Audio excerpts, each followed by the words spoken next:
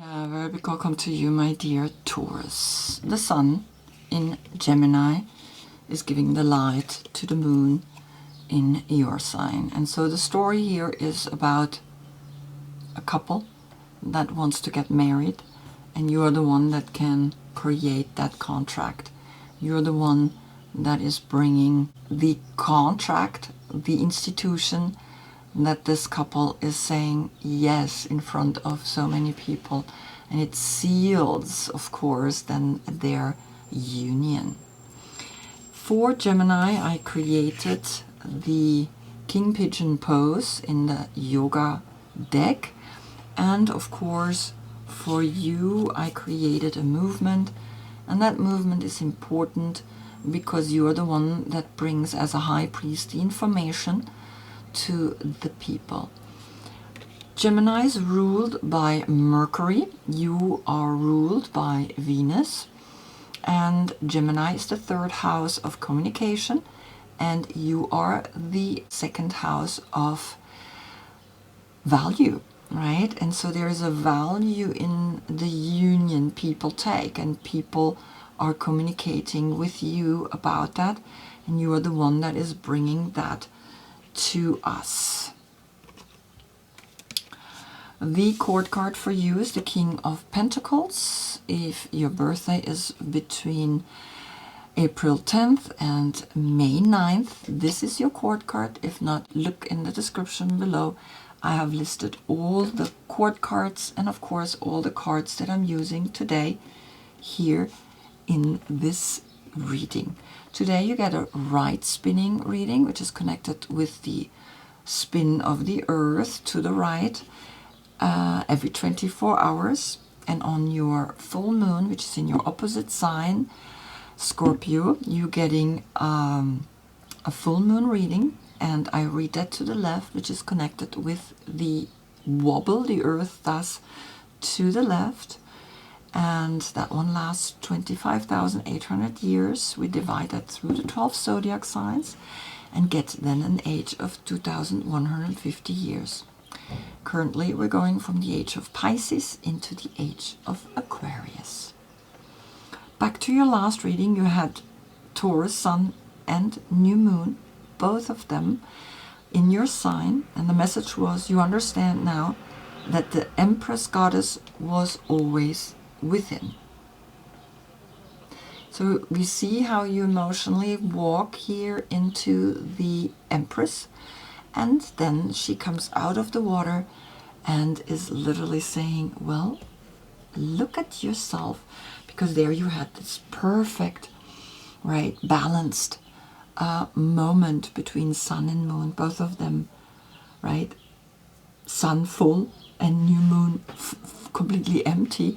And so sometimes that's intense, but you had no distraction through the opposite sign, right? Usually in your full moon you have then Scorpio Sun giving the light to the full moon in your sign. Okay, so I'm gonna pull one more card from the Liberating Healing Oracle.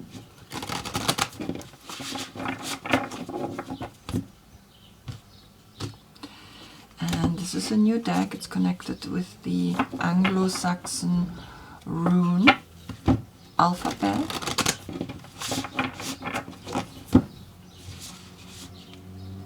And picking one card. And here comes Waterquell, the waterfall, the mystical healing. If you want, I'm holding the card and you are able to stop the video and read the message yourself. I'm going to read it to you though. Okay. When the taste of everything has soared, even love is pestilential and all is winter bleak, it is time to speak with eat. Interesting. Eat. Just showing you it's an interesting word. Valkyrie, God, healer, never-ending beacon of primal salt, rhyme. Stay present, stop seeking answers. The noxious herd is nomadic and will walk away. As sure as the waters wear the rocks or rise through the trees, create the clouds or dance throughout blood as sacred songs, samba with the cascading joy of water's ceaseless laughter.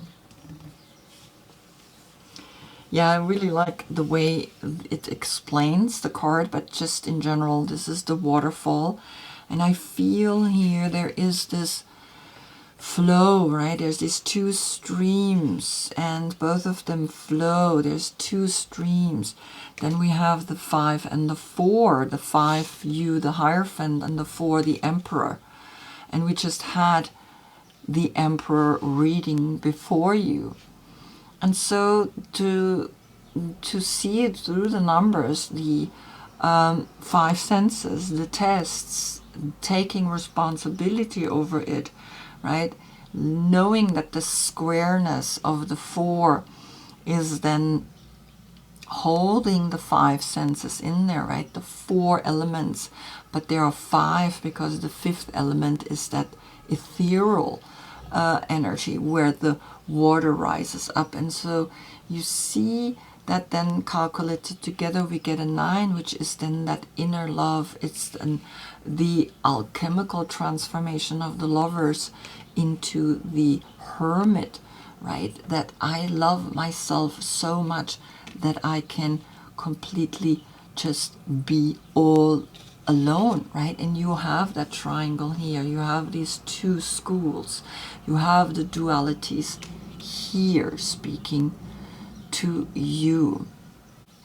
So let's begin the reading. On the position of the Fool comes the 2 of Cups. That's Venus in Cancer. So there is a love. There is a deep, deep love, either here through this waterfall, right? Either between a Hierophant and an Emperor. So either between Taurus and an Aries. And you recognize now that the 2 of Cups is Venus in Cancer, and Cancer is that healing. It's again the mystical healing, right? It's written up here, mystical healing that is coming to you. And the state of consciousness the Fool is that I am this original idea. I have this thought that comes to me, and I want to recognize that Venus is ruling you, speaking to you, that now this 2 of Cups is bringing the deep union of duality, the deep union that if you bring these 2 together, then I have this, right? 2 together creates the 3, creates the Empress, and back then you had the Empress twice, right? So there's a quite mystical moment happening to you already. Then comes on the position of the Magician, the Blade, the number 6. And the number 6 comes back to the Lovers. And the Lovers is loving yourself enough that you then can create magic. And the Blade is pointing to the Magician because he has the sword on his table. And it's saying, yes, love yourself completely. Bring now the energy of the 6 up to the 1, and then it creates a 7, which is the success, which is Cancer, which is in the next month. It's almost saying, yeah, in the next month you create magic. You are inspired by this love, either self-love or, of course, a love with someone else. On the position of the High Priestess comes Leo, the King of Wands. Now, the King of Wands is literally saying, well, take action, right? See the Blade, and the Blade is mental, is mind, and here is action, the Wand, and here is the money. So you have 3 elements here already, plus you have the element of the water here. So you have all 4 elements, and all 4 elements you can create magic, right? And that's why then the magic is here. The magic is created by uniting these opposite elements, because that's what this is saying here. The 6 is creating the hexagram right between them. And so, you know, the wand is this: I take action. I really take action. I know that I need to do something about this feeling, and this feeling is strong, right? Venus in Cancer, it's like love. It's like pure love, right? Between the dualities. And then comes on the position of the Empress, the world. And the world is saying, yes, there's Taurus, there's Leo, there's Scorpio, and there is Aquarius. Now, these are opposite of each other, and this is opposite of you. So you have here Scorpio speaking to you and helping you to recognize that, hey, you are in the month of Scorpio getting your full moon. You just had a new moon, and the new moon is always bringing you deep down something that wants to really evolve, right? Because the evolution here in the moon in your sign is that longing to evolve, to come out of the water. And so here you are, right? Seeing the world, seeing the 0, seeing the 1, which is in a way then a 10 in there. But the 21 is the high priestess, is taking action, and the 1 is the magician, and on the magician was the blade. So take action, right? So the 1, and you know that this is like, wow, I am here recognizing that I'm giving birth to the world, to a new world, a world where I can envision amazing things, and just see that the Leo is looking at this blade. It's almost like, yeah, this is where I need to get, because with this blade I have control over the age of Aquarius. The age of Aquarius is saying, well, now everything is mental, right? Because it's Aquarius. Aquarius is air, and air, there is not any other element there than just air.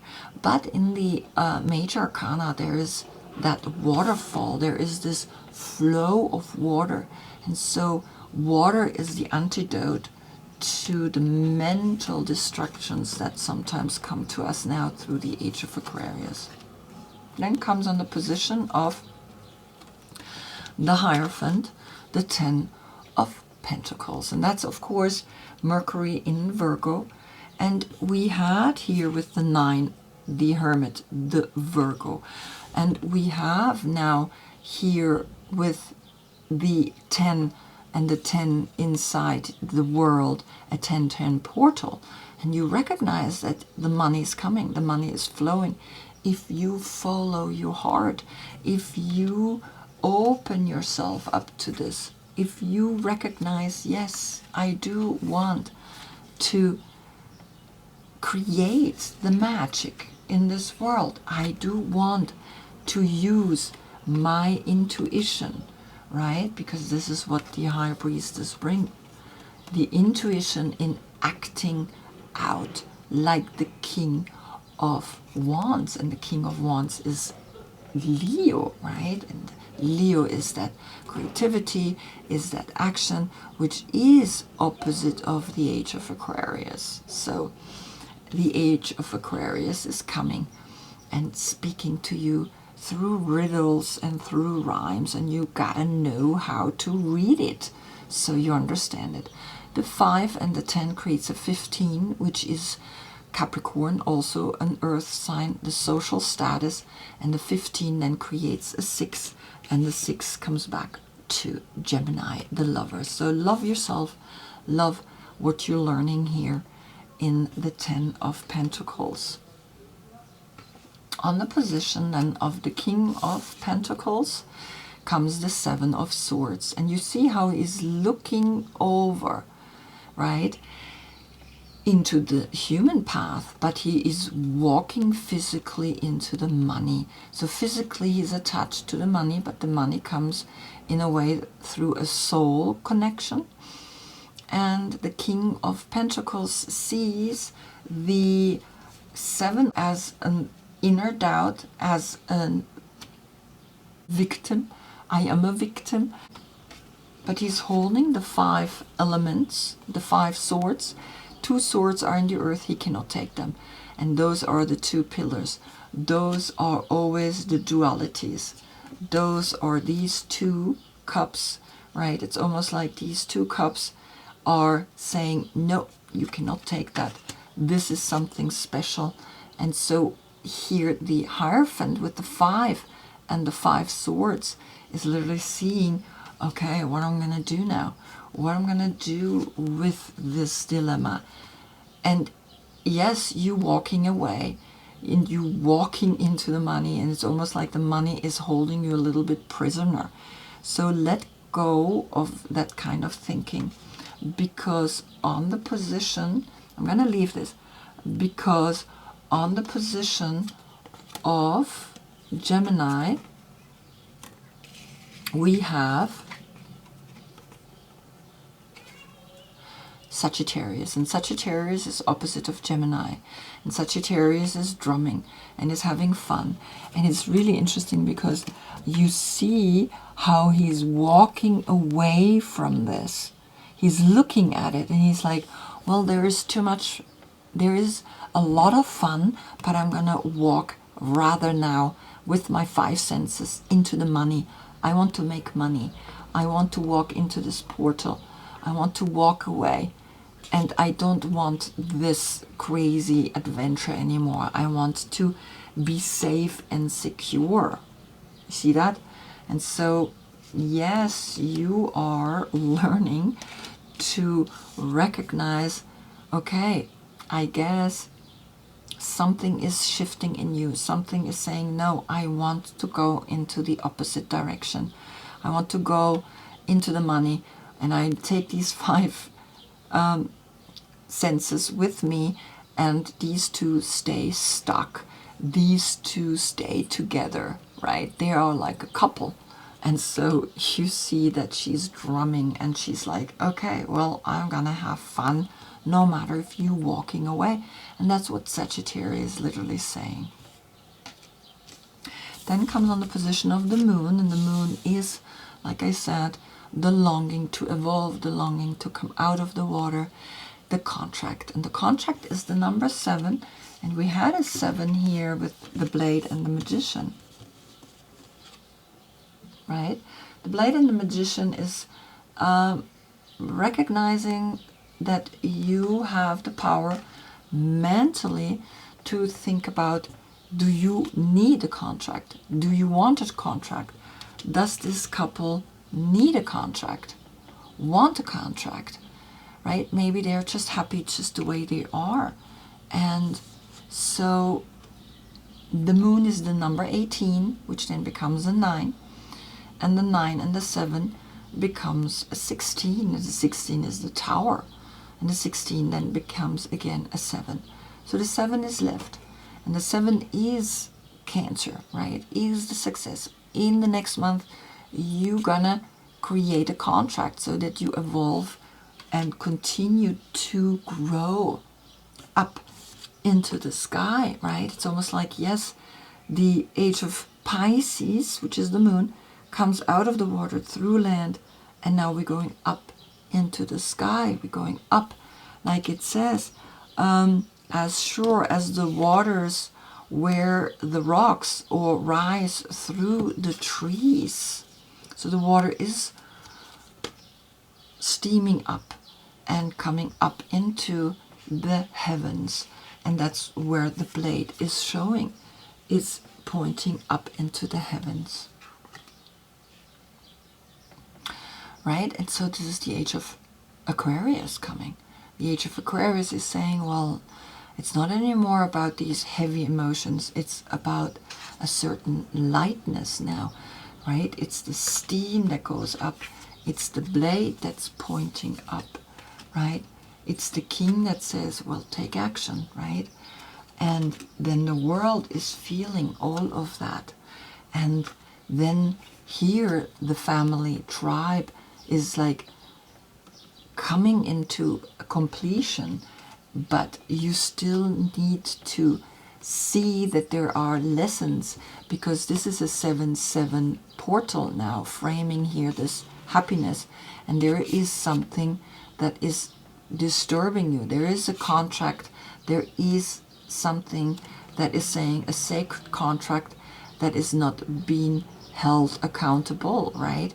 And it's almost like Sagittarius in between is saying, well, I don't care about this contract. Then comes on the position of the Sun.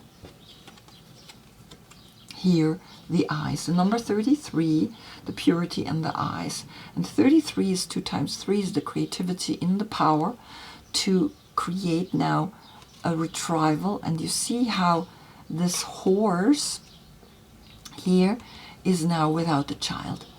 And it's free. And it's almost like you are retrieving, you're going deep down into the cave.